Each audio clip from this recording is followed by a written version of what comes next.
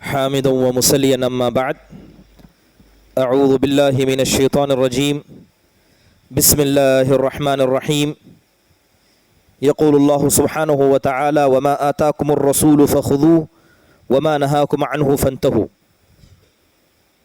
محترم و معزز علماء اکرام، عمائدین جماعت و جمعیت، محترم حاضرین و حاضرات، الحمدللہ اللہ کے فضل و کرم سے ایک دینی مجلس میں ہم سب اکٹھا ہیں۔ اللہ سے دعا ہے کہ جن عظیم نیک مقصد کے خاطر اس مجلس کا انعقاد کیا گیا ہے، اللہ تعالیٰ اس میں ہم سب کو مخلص بنائے اور اس کا بہتر بدلہ عطا فرمائے۔ محترم حاضرین، عنوان ہے کہ نبی صلی اللہ علیہ وسلم کی اتباع، یا یوں کہیں کہ صحابہ اکرام اور نبی صلی اللہ علیہ وسلم کی اتباع۔ میں نے آیت کریمہ پڑھی، اللہ سبحانہ و تعالیٰ ارشاد فرماتے ہیں کہ وما آتاکم الرسول فخذوه وما نہاکم عنہ فانتہوا۔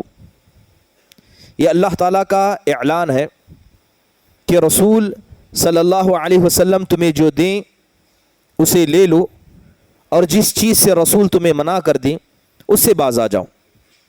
محترم حاضرین، یہ بات ہم میں سے کسی سے مخفی نہیں ہے کہ اگر کوئی آدمی اس روئے زمین میں آنے کے بعد اپنی مقصد زندگی میں کامیاب ہونا چاہتا ہے تو اسے اللہ اور اس کے رسول کی اطاعت کیے بغیر کوئی اور راستہ نہیں ہے۔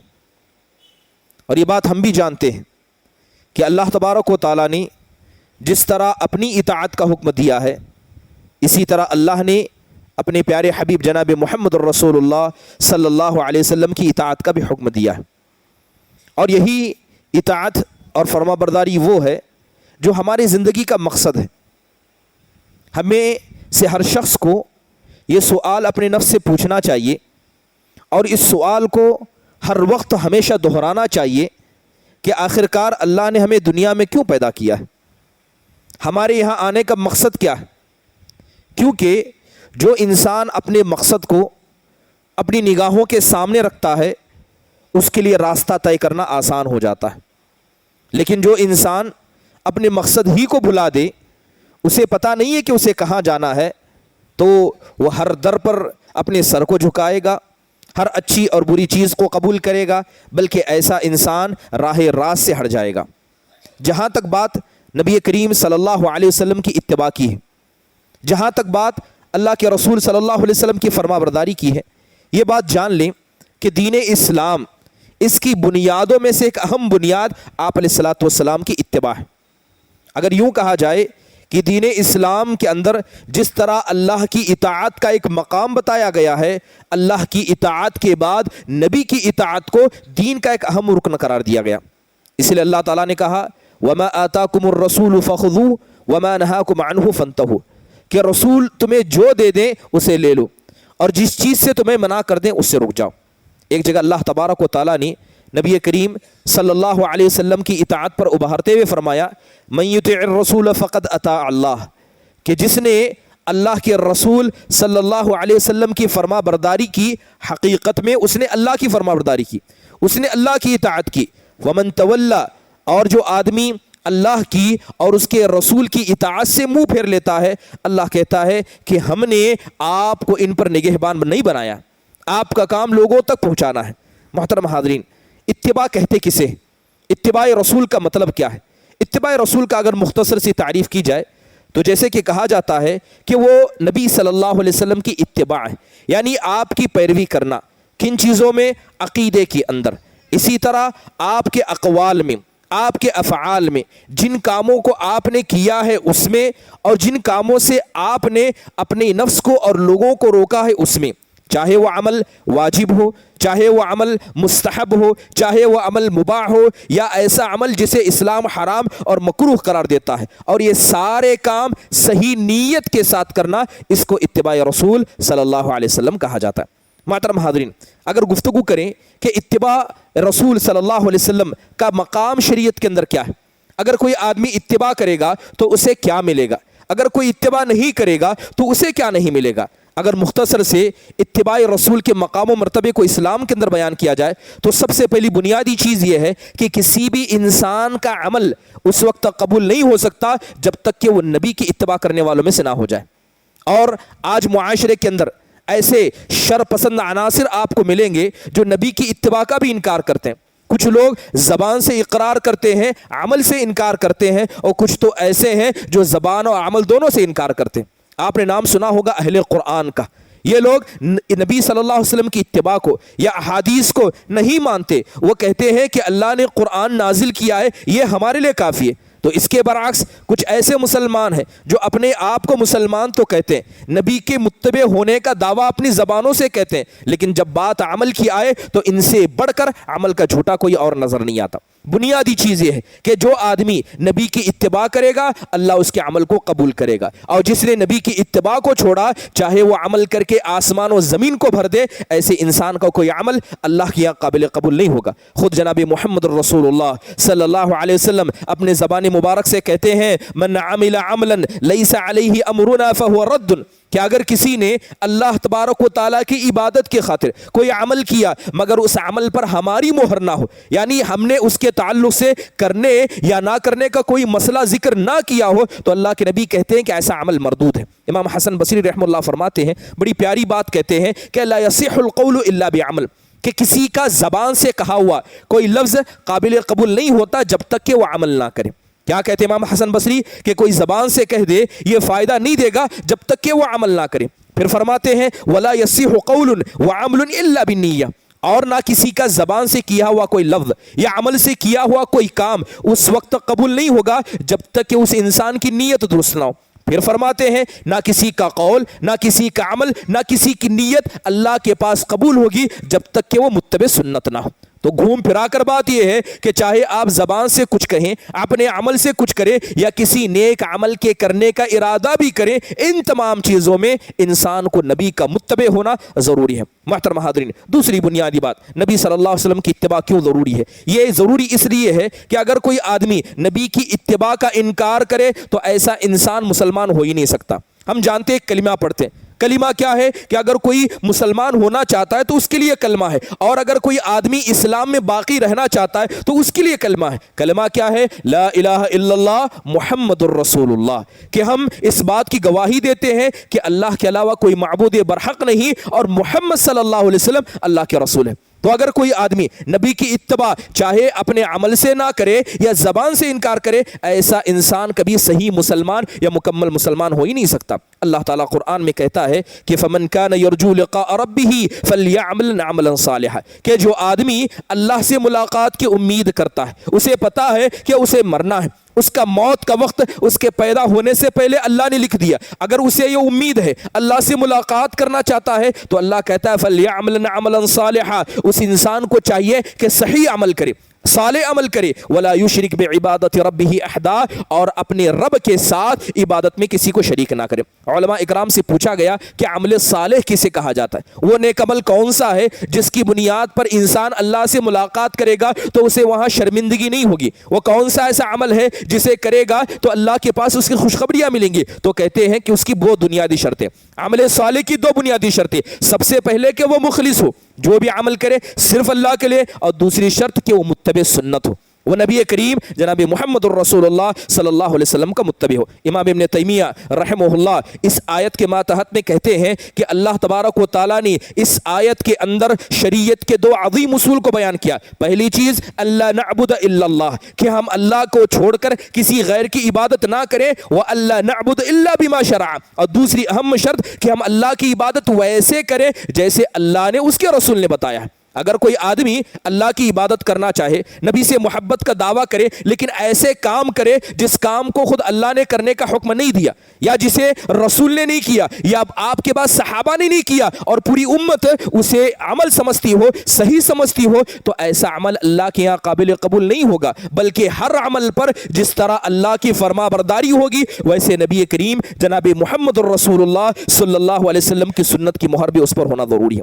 دوسری تیسری ایک اہم بات کہ جو اتباع سنت کی اہمیت پر دلالت کرتی ہے وہ یہ ہے کہ کوئی بھی انسان اپنے عمل کے بلبوتے پر جنت میں نہیں جا سکتا، یہ بات ہم سب جانتے ہیں، لیکن یاد رکھیے کہ کوئی عمل کر بھی لے جو اللہ کے فرما برداری یعنی اللہ کے کہے ہوئے کاموں کی طرف ہو مگر رسول کی مخالفت کرتا ہو تو اگر اس کا عمل صحیح بھی ہوگا، عقیدہ صحیح بھی ہوگا، عبادت بھی صحیح ہوگی، لیکن صرف نبی کی سنت کو چھوڑتا ہوگا تو ایسا انسان جنت میں نہیں جا سکتا، ایسا انسان جنت میں نہیں جا سکتا۔ گویا یوں کہیں کہ اللہ کی رضامندی جس کی بنیاد پر جنت میں جائے گا، نبی کی اتباع کو چھوڑ کر کوئی اللہ کی رضامندی کو حاصل نہیں کر سکتا۔ اللہ کے رسول صلی اللہ علیہ وسلم نے بڑے پیارے انداز سے کہا کہ کل امتی یدخلون الجنت الا من ابا، کہ میری امت جو ہے سب کے سب امت کے جتنے لوگ ہیں سب جنت میں جائیں گے مگر وہ شخص جنت میں نہیں جائے گا جس نے انکار کیا۔ تو صحابہ نے پوچھا اے اللہ کے نبی اس انکار کا مطلب کیا ہے کہ کس نے انکار کیا، کس چیز کا انکار کیا؟ تو آپ علیہ الصلوۃ والسلام نے کہا من اطاعنی فقد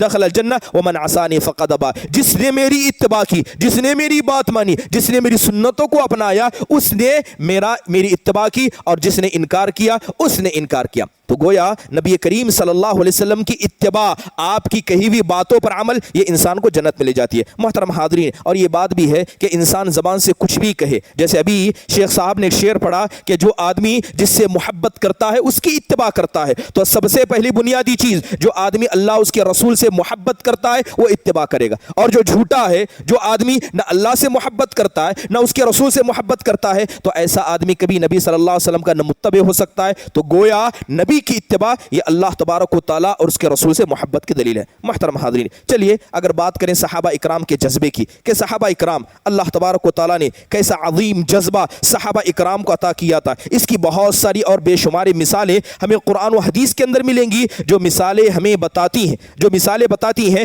کہ صحابہ اکرام رضوان اللہ علیہ مجمعین کو جو اللہ نے ساتوں آسمان سے ایک بشارت دی اور اللہ نے کہا کہ رضی اللہ عنہ ورضوا عنہ، کہ اللہ ان سے خوش ہوا اور یہ اللہ سے خوش ہوئے۔ تو دیکھیے دونوں پہلو اللہ نے بیان کیے، اللہ ساتوں آسمان سے صحابہ سے اور ان کے عمل سے خوش ہوا، اور یہ بھی اللہ کو رب مان کر، نبی صلی اللہ علیہ وسلم کو نبی مان کر اور دین اسلام کو دین مان کر راضی ہوئے، تب جا کر کیا ہے یہ صحابہ اکرام کو یہ مقام ملا۔ صحابہ اکرام رضوان اللہ علیہ مجمعین، ان کی کیا فضیلت ہے اس کے بارے میں آپ نے بارہا سنا ہوگا، بہت ساری باتیں ہیں۔ حضرت عبداللہ بن مسعود رضی اللہ عنہ نے ایک بڑا پیارا قول صحابہ کے بارے میں کہا۔ حضرت عبداللہ بن مسعود کہتے ہیں کہ ان اللہ نظر الى قلوب العباد فوجد قلب محمد اتقى قلوب العباد۔ حضرت عبداللہ بن مسعود کہتے ہیں کہ اللہ تعالیٰ نے لوگوں کے دلوں کو دیکھا، اللہ نے لوگوں کے دلوں کو دیکھا، تو اللہ نے سب سے متقی، سب سے پیارا دل جناب محمد رسول اللہ صلی اللہ علیہ وسلم کو پایا۔ تو اللہ نے کیا کیا؟ نبی صلی اللہ علیہ وسلم کو اپنے لیے چن لیا، اپنے دین کا رسول اور خادم بنا دیا،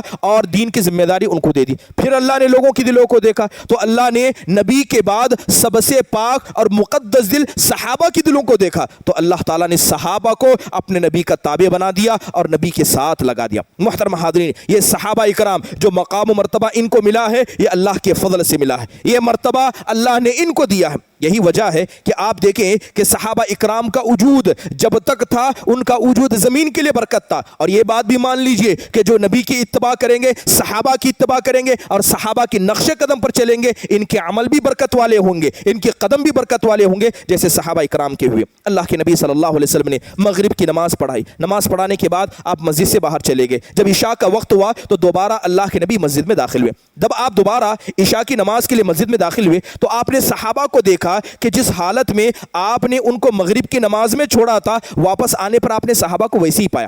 گویا مغرب سے لے کر عشاء تک وہ اللہ کے رسول کا انتظار مسجد میں کر رہے تھے۔ اللہ کے نبی آئے، آپ کے چہرے پر مسکراہٹ تھی، آپ خوش تھے۔ آپ نے صحابہ سے پوچھا کیا اس وقت سے لے کر اب تک یہیں بیٹھے ہو؟ اس وقت سے اب تک یہیں بیٹھے ہو؟ تو صحابہ نے کہا کہ ہم بیٹھے ہیں۔ اللہ کے نبی نے پوچھا کیوں بیٹھے ہو؟ تو صحابہ نے کہا اے اللہ کے رسول صلی اللہ علیہ وسلم، ہم نے آپ کے پیچھے مغرب کی نماز ادا کی، ہمارا ارادہ تھا کہ عشاء کی نماز آپ کے پیچھے ادا کر کے ہی یہاں سے جائیں گے، تب تک آپ کا انتظار کریں گے۔ اللہ کے نبی صلی اللہ علیہ وسلم کے چہرے پر مسکراہٹ اور بڑھ گئی۔ اللہ کے نبی اکثر جب آپ کو خوشی ہوتی آپ اپنے چہرے کو آسمان کی طرف کیا کرتے، آپ نے آسمان کی طرف اشارہ کرتے ہوئے کہا اللہ اجلسکم، قسم کھا کر کہو کیا اسی مقصد سے تم یہاں بیٹھے ہو؟ صحابہ نے کہا کہ اسی مقصد سے بیٹھے۔ اللہ کے نبی نے پھر اپنے چہرے کو آسمان کی طرف کیا، ہاتھ کو اٹھایا اور آپ نے کہا کہ النجوم امنۃ للسماء فاذا ذهبت النجوم اتى السماء ما توعد۔ اللہ کے نبی کہتے ہیں सुन लो कि ये जो सितारे हैं ये आसमान के लिए अमानत है, ये आसमान के लिए अमन का बाइस है। जब ये सितारे हट जाएंगे तो जो वादा अल्लाह ने क़यामत का इस आसमान की बर्बादी का किया है वो वादा पूरा हो जाएगा। फिर आप अलैहिस्सलातु वस्सलाम कहते हैं कि मैं तुम्हारे लिए अमान का बाइस हूँ, जब तक मैं जिंदा हूँ तुम दीन से नहीं फिर सकते, तुम गुमराह नहीं हो सकते, गोया मैं तुम्हारे लिए अमन का बाइस हूँ। फिर अल्लाह के नबी कहते हैं कि मेरे सहाबा मेरी उम्मत के लिए अमन का बाइस है, जब तक ये सहाबा मौजूद होंगे बिदअतें खुराफात दुनिया में जन्म नहीं ले सकती। तो आप अलैहिस्सलातु वस्सलाम की इस हदीस पर गौर करिए कि अल्लाह के नबी ने सहाबा की बरकत यानी सहाबा के वजूद को इस कदर बरकत वाला बनाया कि सहाबा मौजूद थे तो बिदअत की भी इतनी मजाल नहीं थी कि सहाबा के ज़माने में कोई बिदअत आए। तो इसका मतलब यह हुआ, यह हदीस बताती है कि सहाबा के ज़माने में जो चीज़ें थी वो सुन्नत थी, और सहाबा के बाद चाहे जितने भी नेक अमाल अगर किसी ने किए हैं और सहाबा ने उसे नहीं किया है तो अमल क्या हुआ? वो अमल बिदअत का हुआ, वो अमल बिदअत का हुआ। मुहतरम हाज़रीन, बल्कि एक हदीस के अंदर अल्लाह के रसूल सल्लल्लाहु अलैहि वसल्लम कहते हैं कि सहाबा की ज़िंदगियाँ इतनी बरकत वाली है कि एक वक्त आएगा लोग लड़ाई के लिए निकलेंगे, लोग अल्लाह के लाल लड़ने के लिए निकलेंगे, तो लोगों में से कहा जाएगा क्या तुम में से कोई ऐसा इंसान है जिसने अल्लाह के रसूल को देखा है? यानी जंग में पूछा जाएगा, लश्कर में पूछा जाएगा क्या तुम में से कोई सहाबी है? कहा जाएगा कि हाँ एक सहाबी है। इतना बड़ा लश्कर गैरों से लड़ने वाला, लेकिन सिर्फ एक सहाबी का वजूद। अल्लाह के नबी कहते हैं कि अल्लाह सिर्फ एक सहाबी की बरकत से अल्लाह उस जंग को फतह कर देगा। फिर उसके बाद पूछा जाएगा क्या तुम में से कोई ऐसा भी है जिसने किसी सहाबी को देखा है? तो कहा जाएगा कि हाँ मौजूद है। तो किसी ताबई की बरकत से भी अल्लाह एक मुकम्मल लश्कर को फतह देगा। मुहतरम हाज़रीन, ये सहाबा जिंदा थे तो इनकी जिंदगियां बरकत थी। आइए उन्हीं सहाबा इकराम की कुछ मिसालों को हम देखते हैं, जो मिसालें हमें बताती हैं कि ये सहाबा इकराम ये ज़बान से जिस तरह नबी के इत्तिबा के दावेदार थे उनका अमल ही बताता था। मुहतरम हाज़रीन, बहुत सारी मिसालें। एक बड़ी मशहूर मिसाल खातिमुज़्ज़हब की हज़रत अब्दुल्लाह बिन उमर रज़ी अल्लाह अन्हु कहते हैं कि अल्लाह के रसूल सल्लल्लाहु अलैहि वसल्लम ने सोने की अंगूठी पहनी। ये मामला उस वक्त का है जब ये सोने को मर्दों के लिए हराम नहीं करार दिया था। अल्लाह के नबी ने एक सोने की अंगूठी पहनी, और जो सोने का नगीना था जिस पर नग लगाया जाता है, अल्लाह के नबी ने उसे अंदर बाजू किया था और अल्लाह के नबी उसे पहना करते। जैसे ही अल्लाह के नबी सल्लल्लाहु अलैहि वसल्लम ने सोने की अंगूठी बनाई और अल्लाह के नबी ने उसके खातम उसके नगीने को अंदर रखा, सहाबा ने देखा, सहाबा इकराम आपकी इतनी कॉपी करते, आपके नक्शे कदम पर चलने का इतना सहाबा को शौक था कि आपको करते देखा, फौरन अक्सर के अक्सर सहाबा ने सोने की अंगूठी बना ली और वैसी बनाई जैसे अल्लाह के रसूल ने बनाई थी। फिर अल्लाह के नबी सल्लल्लाहु अलैहि वसल्लम ने उसको निकाल कर रख दिया, कहीं ये चीज क्या है सुन्नत ना बन जाए, वाजिब ना बन जाए। सहाबा इकराम का मामला ऐसे ही होता। वो हदीस भी बड़ी मशहूर है, आप अलैहिस्सलातु वस्सलाम नमाज पढ़ा रहे थे और आप जानते हैं कि उस वक्त की मस्जिदें कैसी थी। अल्लाह के नबी आए थे, आपने छप्पर की मस्जिद बनाई थी, नीचे मिट्टी थी, बारिश हो जाती पूरा कीचड़ हो जाता, उसी कीचड़ में अल्लाह के नबी नमाज पढ़ा करते, सहाबा नमाज पढ़ा करते। और अल्लाह के नबी सल्लल्लाहु अलैहि वसल्लम नमाज पढ़ा रहे हैं, आपने जूते पहने, आप अलैहिस्सलातु वस्सलाम ने जूता पहना, आप नमाज पढ़ा रहे। सहाबा में से कुछ सहाबा ने या अक्सर सहाबा ने भी जूते पहने थे। अल्लाह के नबी सल्लल्लाहु अलैहि वसल्लम नमाज पढ़ा रहे थे, दौरान नमाज अल्लाह के नबी ने अपने जूतों को निकाल कर बाजू में रख दिया। अब सहाबा इकराम देख रहे हैं, आप अलैहिस्सलातु वस्सलाम को देख रहे हैं कि अल्लाह के नबी ने नमाज के दौरान जूतों को निकाला। अक्सर के अक्सर सहाबा जिन्होंने जूता पहना था उन्होंने भी जूते निकाल दिए। जब नमाज खत्म हुई तो अल्लाह के रसूल सल्लल्लाहु अलैहि वसल्लम ने सहाबा को देखा कि सबने जूते निकाल दिए। तो अल्लाह के नबी ने पूछा कि तुमने ऐसा क्यों किया? तो सहाबा कहते हैं, अल्लाह के नबी हमने आपको करते देखा तो हमने किया, आपने किया तो हमने किया, ये हमारी मोहब्बत है, ये हमारा जज्बा है। अब अल्लाह के नबी कहने लगे कि तुमको पता नहीं था कि मैंने क्यों किया? फिर आपने वजह बताई कि मैं जूतों के साथ नमाज पढ़ा रहा था, जिब्राईल आए और आकर बता दिया कि आपके जूते के नीचे गंदगी है, और नमाज की बुनियादी शर्तों में से है कि जब नमाज पढ़ेगा तो जिस्म पाक हो, लिबास पाक हो, और लिबास में जूते भी आते हैं, लिहाजा जिब्राईल ने मुझे बताया, तब मैंने जूते निकाल कर रख दिए। सहाबा इकराम सवाल नहीं किया करते थे हदीस में ऐसा क्यों है, सहाबा इकराम अमल करके दिखाया करते। मुहतरम हाज़रीन, सहाबा इकराम का मुआमला ये था कि जो आदमी अल्लाह उसके रसूल की बात को नहीं मानता था, सहाबा के सामने किसी ऐसी इंसान की मिसाल लाई जाती, सहाबा इकराम गुस्सा होते, नबी की हदीसें बयान की जाती, कोई आदमी हदीस पर एतराज़ कर देता, कोई ये कहता कि अल्लाह के रसूल ने ऐसा क्यों किया, या रसूल सल्लल्लाहु अलैहि वसल्लम के हुक्म की कोई मुखालफत करता, सहाबा इकराम को गुस्सा पारे पर चढ़ जाता। हज़रत अब्दुल्लाह बिन उमर रज़ी अल्लाह अन्हु की बड़ी मशहूर हदीस है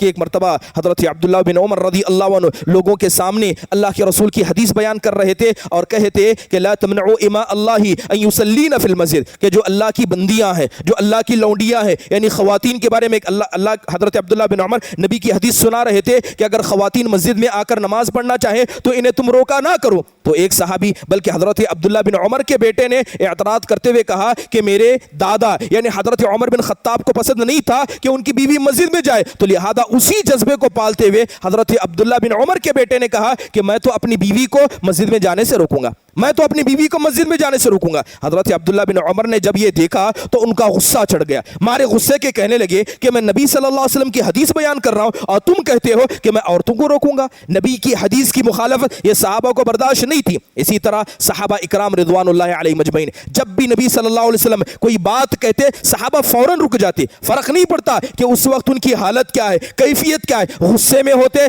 तब भी इत्तिबा करते, नशे में होते तब भी इत्तिबा करते। बड़ी मशहूर किस्से हैं, आपने बारहा सुना होगा। हजरत अबू सईद अल बदरी, अबू मसऊद अल बदरी रज़ी अल्लाहु अन्हु अपने लौंडी को मार रहे थे, पीछे से एक शख्स की आवाज आती है, इअलम या अबा मसऊद, लौंडी को मार रहे हैं, कोड़े से मार रहे हैं, पीछे से आवाज आती है, अबू मसऊद इस बात को जान लो। पहचाना कि नहीं कोई? वो आदमी करीब आए, करीब आकर उन्होंने दोबारा दोहराया, कहा इअलम या अबा मसऊद, अबू मसऊद इस बात को जान लो, इस बात को समझ लो। तीसरी मर्तबा जब कहा तो पलट कर देखते हैं कि वो कोई और नहीं जनाब मुहम्मदुर रसूलुल्लाह सल्लल्लाहु अलैहि वसल्लम। फौरन कौड़ा फेंक दिया, फौरन जो हाथ में कोड़ा था फेंक दिया। उसके बाद अल्लाह के नबी नसीहत करते हुए कहते हैं कि इस लौंडी पर जितनी ताकत, जितनी कुदरत तुम रखते हो, अल्लाह उससे कई ज्यादा कुदरत तुम पर रखता है। अगर इस पर जुल्म करोगे तो याद रखना अल्लाह ताला की जात तो हर चीज पर कुदरत है। फौरन कहा, फौरन रोक दिया। वो भी किस्सा बड़ा मशहूर है कि जब शराब हराम होने का ऐलान आया, कितने ऐसे सहाबा इकराम थे इस शराब के हराम होने से पहले शराब को पीते थे, और ये शराब को पीना कोई अचानक नहीं था, उनके बाप दादा पीते थे,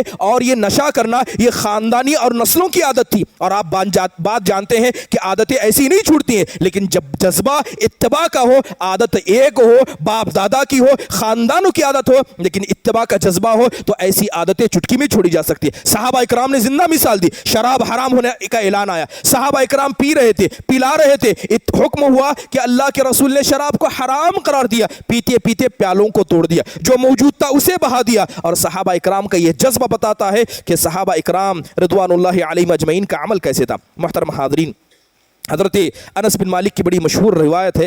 हज़रत अनस कहते हैं कि एक मरतबा अल्लाह के रसूल सल्लल्लाहु अलैहि वसल्लम को एक टेलर ने, एक खैयात ने दावत दी, खाने के लिए बुलाया। तो हज़रत अनस कहते हैं कि मैं भी अल्लाह के रसूल सल्लल्लाहु अलैहि वसल्लम का खादिम था, तो मैं भी आपके साथ चला गया। अब जैसे ही उसने दावत दी तो उसने हमारे सामने खाना ला कर रखा, खाना ला कर रखा, रोटी थी और सब्जी थी और उसके अंदर कद्दू था। अल्लाह के नबी सल्लल्लाहु अलैहि वसल्लम जब खाने के लिए बैठे तो हज़रत अनस भी मौजूद हैं। हज़रत अनस कहते हैं कि अल्लाह के नबी सल्लल्लाहु अलैहि वसल्लम उस हांडी में से कद्दू को ढूंढ ढूंढ कर खा रहे थे, अल्लाह के नबी को पसंद था। तो हजरत अनस कहते हैं खुदा की कसम, जब मैंने अल्लाह के रसूल को उस कद्दू को तलाश करते हुए देखा तो उसके बाद अगर मेरे नजदीक कोई महबूब ग़िज़ा बन गई तो वह कद्दू बन गया, जबकि आप अलैहिस्सलातु वस्सलाम की वो फितरी चीज थी, आप पसंद करते थे। मगर सहाबा इकराम रिज़वानुल्लाहि अलैहिम अजमईन नबी सल्लल्लाहु अलैहि वसल्लम की इत्तिबा में इस कदर आगे थे, इतने सच्चे थे कि नबी सल्लल्लाहु अलैहि वसल्लम की इत्तिबा के अलावा उन्हें और कोई चीज़ नजर नहीं आती थी। इसी तरह हजरत अनस बिन मालिक की एक बड़ी मशहूर रिवायत है, एक मरतबा अल्लाह के नबी सल्लल्लाहु अलैहि वसल्लम जब लड़ाई का मौका था, उहद का मौका था, तो अल्लाह के नबी ने अपनी तलवार निकाली जो अल्लाह के रसूल सल्लल्लाहु अलैहि वसल्लम की तलवार थी।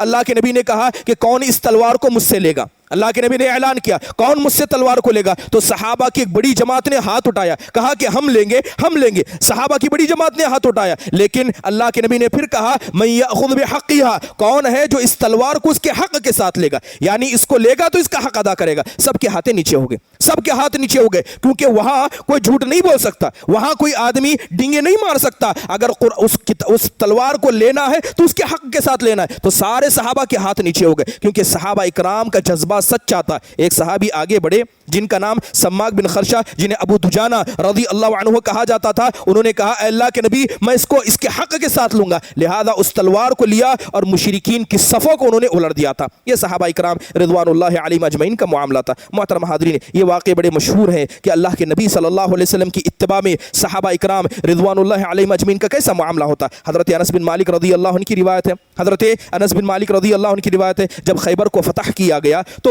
अल्लाह के रसूल सल्लल्लाहु अलैहि वसल्लम ने खैबर के मौके पर एक हुक्म दिया। सहाबा मौजूद हैं, हांडियां चढ़ चुकी हैं, आग लगा दी जा चुकी है, खाना तकरीबन पक चुका है और उसमें पालतू गधों का गोश्त था। اس وقت پالتو گدھے کھائے جاتے تھے، تو صحابہ نے گدھوں کو کاٹا تھا اور اس کا گوشت ہانڈیوں میں پک رہا تھا۔ اللہ کے نبی صلی اللہ علیہ وسلم آئے اور اعلان کہا کہ یہ پالتو گدھوں کا گوشت نہ کھائیں، یہ بھی جائز نہیں ہے۔ گوشت پک چکا ہے، ہانڈیوں میں موجود ہے، اتارنا ہے، کھانا ہے، اور یہی کھانا ہے، اس کے علاوہ کوئی کھانا موجود نہیں ہے۔ لیکن جیسے ہی اللہ کے نبی نے اعلان کیا، صحابہ نے نہیں کہا اے اللہ کے نبی ہم کیا کھائیں گے، صحابہ گئے ان ہانڈیوں کو سیدھے الٹ دیا، ان ہانڈیوں کو گرا دیا، کیونکہ بات جب نبی کی اتباع کی آئے، عمل کرنے کی بات آئے، آپ آگے کا نہ سوچیں کہ ہمارا کیا ہوگا، کھانے کا کیا ہوگا۔ نبی کی اتباع کا جذبہ یہی ہوتا ہے جسے صحابہ کرام رضوان اللہ علیہم اجمعین نے کہا۔ حضرت عبداللہ بن مسعود رضی اللہ عنہ یہ نبی صلی اللہ علیہ وسلم کے بڑے متبعین میں سے تھے، اور میں ساری صحابہ تھے۔ اللہ کے نبی صلی اللہ علیہ وسلم ممبر پر موجود ہیں، آپ ممبر پر موجود ہیں، اور نبی صلی اللہ علیہ وسلم ممبر پر کھڑے، صحابہ کرام آ رہے ہیں، کچھ مسجد میں کھڑے، تو اللہ کے نبی صلی اللہ علیہ وسلم نے ممبر پر چڑھنے کے بعد کہا اجلسو، بیٹھ جاؤ۔ اب حضرت عبداللہ بن مسعود مسجد کے دروازے پر ہے، اب انہیں نہیں پتا کہ اللہ کے نبی نے کسے بیٹھنے کے لیے کہا ہے۔ جیسے ہی اللہ کے نبی کی آواز سنی بیٹھ جاؤ، مسجد کے دروازے پر بیٹھ گئے، داخل بھی نہیں ہوئے، مسجد کے دروازے پر بیٹھ گئے۔ اللہ کے نبی نے دیکھا، آپ کے چہرے پر مسکراہٹ آئی، تو اللہ کے نبی نے کہا تعال عبداللہ بن مسعود، اے عبداللہ بن مسعود تم آؤ، میں نے تم کو نہیں کہا، یہ جو لوگ یہاں کھڑے میں ان کو کہا ہے، لیکن جذبہ ایسا کہ نبی نے کہا تو عمل کرنا ہے، چاہے وہ دروازے کے بیچ پر بیٹھنا پڑے، مسجد کے اندر یا باہر بیٹھنا پڑے۔ محترم حاضرین، اس طرح کی کتنی ایسی مثالیں سیرت سے آپ کو نہیں ملیں گی جو بتاتی ہیں کہ صحابہ کا جذبہ یہ نبی کی اتباع کا کیسا جذبہ تھا۔ حدیث مسورہ بن مخرمہ صلح حدیبیہ کے موقع پر بڑی مشہور حدیث ہے، بڑی مشہور حدیث ہے۔ جب اب صلح حدیبیہ کا موقع تھا تو مشرکین کی جانب سے بہت سارے ایسے معاملات ہوئے تھے کہ اللہ کے نبی صلی اللہ علیہ وسلم نے مشرکین کے ساتھ بہت سارے اتفاقات کیے۔ تو جب مشرکین کی جانب سے ایک شخص آیا تو اس نے آ کر دیکھا کہ صحابہ اکرام اللہ کے رسول صلی اللہ علیہ وسلم کے ساتھ کیسا معاملہ کرتے ہیں۔ کہتا ہے کہ خدا کی قسم میں دیکھتا تھا کہ اللہ کے نبی صلی اللہ علیہ وسلم نے وضو کا پیالہ منگایا، آپ نے ایک پیالہ منگایا، آپ علیہ الصلوۃ والسلام اس کو لے کر وضو کرنے لگے۔ کہتے ہیں کہ خدا کی قسم ایک قطرہ پانی بھی صحابہ نیچے نہیں گرنے دیتے تھے، نیچے صحابہ کے ہاتھ تھے، قطرہ گرتا صحابہ اکرام نبی کے وضو کا پانی لیتے اور اپنے چہروں پر ہاتھوں پر مل لیتے۔ تو کہتے ہیں کہ میں نے بڑے بڑے سرداروں کو دیکھا تھا، لیکن جتنی تعظیم، جتنا احترام وہ اللہ کے نبی کا صحابہ کرتے ہیں میں نے کسی کو ایسا نہیں دیکھا۔ معاملہ تو یہ تھا کہ صحابہ کرام نگاہ بھر کر اللہ کے رسول کو نہ دیکھا کرتے، آپ کہتے سب خاموش ہو جاتے، آپ کھڑے ہو جاتے، سب بیٹھ جاتے۔ یہ صحابہ اکرام رضوان اللہ علیہم اجمعین کا نبی کی اتباع اور احترام کا جذبہ تھا۔ محترم حاضرین، صحابہ اکرام تو نبی کے ایسے متبع تھے کہ بڑے بڑے معاملات ہوئے، یہاں اپنا غیر نہیں، اگر ان کا سگا باپ بھی ہوتا جو نبی کا مخالف ہوتا اور نبی کی اتباع کی نبی صلی اللہ علیہ وسلم کی مخالفت کرتا، صحابہ اکرام بخشا نہیں کرتے۔ بڑی حدیث مشہور ہے کہ عبداللہ بن ابی بن سلول یہ منافقوں کا سردار تھا۔ ایک مرتبہ اللہ کے رسول صلی اللہ علیہ وسلم دعوت و تبلیغ کے کام سے باہر گئے تھے، آپ مدینہ میں داخل ہو رہے تھے۔ جب آپ مدینہ میں داخل ہو رہے تھے تو عبداللہ بن ابی بن سلول اپنے چند رفقا کے ساتھ ایک جگہ بیٹھا ہوا تھا۔ جیسے ہی اللہ کے نبی صلی اللہ علیہ وسلم گدھے پر آ رہے تھے تو اس وقت تو کچھ دھول نکلی، مٹی تھی تو لہذا دھول نکلی، تو عبداللہ بن ابی بن سلول نے نبی صلی اللہ علیہ وسلم پر طنز مارتے ہوئے کہا کہ لقد غبر علینا ابن ابی کبشہ، کہ ابن ابی کبشہ یعنی ابی کبشہ کے بیٹے نے ہمارے سر پر غبار چڑھا دیا، یعنی آپ کے آنے سے دھول آ گئی۔ یہ ایک خطرناک اعتراض تھا۔ عرب کے لوگوں کا ماحول یہ تھا کہ جب کسی انسان کو عزت دینی ہوتی تو ان کے باپوں میں سے مشہور آدمی کا، یعنی ان کا باپ اگر مشہور ہوتا تو اس آدمی کا حوالہ دیا جاتا، لیکن اگر کسی کی عزت نکالنی ہوتی، کسی پر عیب لگانا ہوتا تو ایسے انسان کا نام لیتے یا ان کے باپ داداؤں میں کسی ایسے کا نام لیتے جو غیر معروف ہوتا۔ عبداللہ بن ابی بن سلول نے ایسے ہی کیا۔ ابن ابی کبشہ یہ اللہ کے نبی صلی اللہ علیہ وسلم کے نانا تھے اور یہ لوگوں میں پہچان نہیں تھے۔ جیسے ہی اس نے اللہ کے نبی کو ان کے نانا کا نام لیا، گویا وہ آپ علیہ الصلوۃ والسلام کے بارے میں یہ کہہ رہا تھا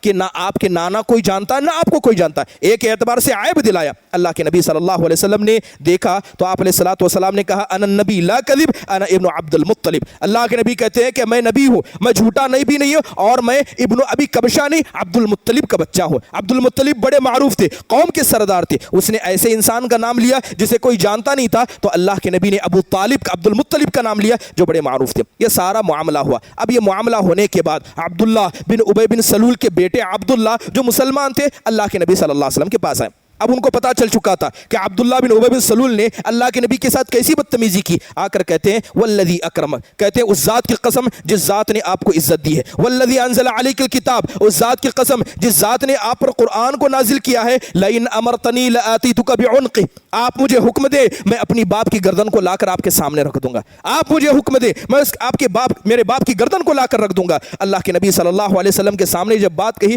تو اللہ کے نبی صلی اللہ علیہ وسلم کو دیکھ رہے ہیں، ان کے جذبے کو دیکھ رہے ہیں، ان کے ہاؤ بھاؤ کو دیکھ رہے ہیں کہ انسان صرف نبی صلی اللہ علیہ وسلم کے ساتھ بد احترامی کرتا ہے تو حضرت عبداللہ آ کر اپنے باپ کی قتل کی اجازت مانگ رہے. اللہ کے نبی نے کہا نہیں، اللہ کے نبی نے کہا نہیں، بر اباک، تم اپنے باپ کے ساتھ احسان و سلوک کرنا، واحسن صحبتو، اس کے ساتھ اچھا برتاؤ کرنا. آپ کو پتا تھا منافقوں کا سردار ہے لیکن اس کو قتل کرنا فتنے کا باعث ہو سکتا تھا تو اللہ کے نبی صلی اللہ علیہ وسلم نے روکا. آپ دیکھ سکتے ہیں کہ صحابہ کا جذبہ کیسا تھا. صحابہ اکرام نہیں دیکھتے کہ سامنے والا اپنا ہے یا غیر ہے، اگر وہ نبی کی مخالفت کرتا ہے، نبی کا دشمن ہے تو ایسا انسان حقیقت میں کس کا دشمن ہے؟ حقیقت میں اللہ اس کے رسول کا دشمن ہے. محترم حاضرین، صحابہ اکرام کی کتنی ایسی مثالیں نہیں ہیں جن مثالوں کے ذریعے صحابہ نے یہ بات بتلا دی کہ اگر ان کے باپ دادا بھی نبی کی سنت کی مخالفت کرنے والے ہوتے ان سے کوئی محبت نہ ہوتی. بدر کا وہ واقعہ بڑا مشہور ہے کہ جب حضرت ابو بکر رضی اللہ عنہ کے بیٹے عبد الرحمن مسلمان ہوئے تو وہ اپنے ابا کے پاس آ کر کہتے ہیں اے ابا جان، آپ کو وقت یاد ہے جب بدر کا مقام تھا، بدر کے مقام پر میں نے دیکھا کہ آپ مسلمانوں کی طرف سے، میں مشرکوں کی طرف سے، جیسے ہی لڑائی شروع ہوئی خدا کی قسم میں آپ سے اپنے آپ کو دور کر رہا تھا، کہیں ایسا نہ ہو کہ آپ میری تلوار کے نیچے آ جائیں. میں اپنے آپ کو آپ کی تلوار سے دور کر رہا تھا، میں آپ کو اپنی تلوار سے بچا رہا تھا. یہ ساری بات حضرت ابو بکر نے سنی اور کہا خدا کی قسم اے بیٹے، تم نے میرا اتنا سوچا، تم اس وقت کافر تھے، اگر تم میری تلوار کے نیچے آتے میں تبھی مار دیتا. میں نے دیکھتا کہ میرا بیٹا ہے، میری اولاد ہے. بسا اوقات یہ بات واضح ہے کہ باپ اپنے بچے پر جتنی شفقت کرتا ہے اتنی شفقت بچے اپنے باپ پر نہیں کرتے. اس کے بعد بھی حضرت ابو بکر کہتے ہیں کہ خدا کی قسم تم مجھے بچا رہے تھے، اگر تم میری تلوار کے نیچے آتے میں تمہیں قتل کر دیتا. بات یہ نہیں تھی کہ تم میرے بیٹے ہو، بات یہ تھی کہ تم اللہ اس کے رسول کے دشمن ہو اور ان کے مخالفت میں آؤ. اور یہی مقام صحابہ اکرام کا تھا. محترم حاضرین، نبی صلی اللہ علیہ وسلم کی اتباع انسان کو کیسا کرنا چاہیے؟ آپ جانتے ہیں ابھی بتایا گیا کہ مقصد زندگی اللہ تبارک و تعالیٰ کی عبادت ہے، لہذا ہمارا اٹھنا، ہمارا بیٹھنا، زندگی کا ہر طرز کیا ہے؟ نبی کی سنت پر ہو. آج دیکھیں کیا سنتوں کو چھوڑنا ہماری عام بات ہو گئی. سفیان ثوری رحم اللہ نے کتنی بڑی پیاری بات کہی تھی. سفیان ثوری رحم اللہ فرماتے ہیں ان استطاعت اللہ تحق راسک الا باذن ففعل، کہتے ہیں کہ نبی کی اتباع، صحابہ کی اتباع تمہیں اس قدر کرنی چاہیے کہ اگر تمہیں اپنا سر بھی کھجانا ہو اور اگر اس پر کوئی حدیث ملتی ہے تو ویسے کھجاؤ جیسے حدیث کے اندر ملا.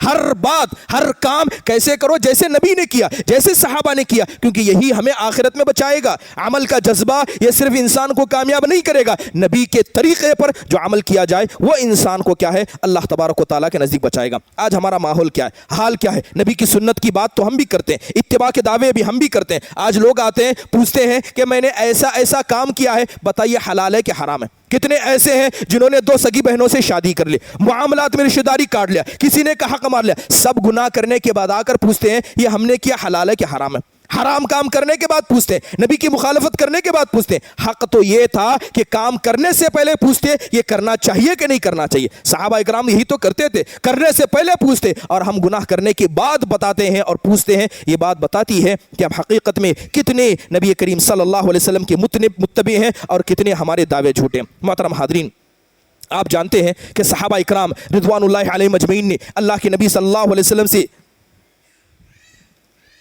جس طرح کے وعدے کیے تھے صحابہ اکرام نے اس وعدوں کو پورا کیا. حضرت جریر بن عبداللہ البجلی رضی اللہ عنہ وہ کہتے ہیں کہ میں اللہ کے رسول صلی اللہ علیہ وسلم کے پاس آیا اور اللہ کے نبی صلی اللہ علیہ وسلم کے ہاتھ پر میں نے بیعت کی. گویا ایک طرح سے اللہ کے نبی سے وعدہ کیا. کس بات کا وعدہ کیا؟ وعدہ یہ تھا کہ میں اللہ اس کے رسول کی اطاعت کروں گا اور ہر مسلمان کے لیے خیر خواہ بنوں گا. کس بات کا وعدہ کیا؟ کہ میں اللہ اس کے رسول کی اطاعت کروں گا اور ہر مسلمان کے لیے خیر خواہ بنوں گا. اب ہوا یہ کہ کئی سال گزر گئے، انہوں نے اپنے غلام کو کہا کہ جاؤ یہ پیسے لے لو اور اس پیسے سے گھوڑا خرید کر لاؤ. اب وہ غلام گیا اور جانے کے بعد ایک گھوڑا اسے پسند آیا اور گھوڑے کے تعلق سے اس نے ڈیل کر دی کہ یہ گھوڑا میں 300 میں خریدوں گا، آؤ میرے آقا کے پاس. گھوڑا بڑا اچھا تھا تو جریر بن عبداللہ بجلی رضی اللہ عنہ کا غلام جو ہے اس گھوڑے کو اور اس مالک کو لے کر آیا اور بات کی، کہا کہ میرے آقا میں نے اس گھوڑے کے تعلق سے گفتگو کی ہے، 300 دے دیں اور اس گھوڑوں کو لے لیں. اب حضرت جریر بن عبداللہ البجلی رضی اللہ دیکھتے ہیں کہ گھوڑا 300 کا نہیں ہے، یہ مہنگا گھوڑا ہے، لہذا اس نے بات چیت کر کے گھوڑے کے ریٹ کو کم کیا. اب اس گھوڑے کے مالک سے کہا کہ اس گھوڑے کو تم کتنے میں بیچو گے؟ تو کہا کہ 300 میں تو بات ہو چکی ہے. کہنے لگا اگر میں 400 دوں؟ کہا منظور ہے. کہنے لگے اگر 500 دوں تو کہا منظور ہے, اگر 600 دوں کہا منظور ہے, اگر 700 دوں کہا منظور ہے, کہا اگر 800 دوں تب بھی کہا کہ منظور ہے. اب 800 نکال کر دے دیے اور وہ آدمی بڑی خوشی سے وہ اپنے گھوڑے کا رقم لے کر چلا گیا. اب غلام بڑا تعجب ہوا کہ تجارت مکاری ہے, تجارت چالاکی ہے, میں نے 800 کے گھوڑے کو 300 پر خریدا تھا اور آپ نے اسے 800 دے دیے. تو حضرت جریر بن عبداللہ بجلی کہتے ہیں کہ میں نے اللہ کے نبی سے وعدہ کیا تھا اور عہد کیا تھا کہ ہر مسلمان کے لیے خیر خواہ بنوں گا, میں اس کے 800 کے گھوڑے کو 300 پر خریدوں, یہ اس کی خیر خواہی نہیں ہے, یہ اس کے ساتھ مکاری ہے. لہذا اس کا گھوڑا 800 کا تھا, میں نے اسے 800 دیے اور اسی بات کا وعدہ میں نے اللہ کے رسول صلی اللہ علیہ وسلم سے کیا تھا. یہ اطاعت کا جذبہ یہ ہر انسان کے اندر ہونا چاہیے. محترم حاضرین, یاد رکھیے یہی اطاعت اللہ اس کے رسول کے لیے ہمیں کام آنے والی ہے. اس طرح کے بہت سارے واقعات ہیں جو ہمیں بتاتے ہیں کہ اللہ اس کے رسول صلی اللہ علیہ وسلم کی اطاعت کا جو جذبہ صحابہ کے اندر تھا, اسی جذبے کو ہمیں پیدا کرنے کی ضرورت ہے. اللہ تعالیٰ سے دعا ہے کہ اللہ تبارک و تعالیٰ اس طرح کا جذبہ ہمیں پیدا کرنے والوں میں سے بنائے. اللہ تعالیٰ ہمیں توفیق دے, اللہ اپنی رضامندی کے اظہار ہم سے کرائے. آمین. اقول قولی هذا استغفر الله لي ولكم ولسائر المسلمين من كل ذنب فاستغفروه انه هو الغفور الرحيم. السلام علیکم ورحمۃ اللہ وبرکاتہ.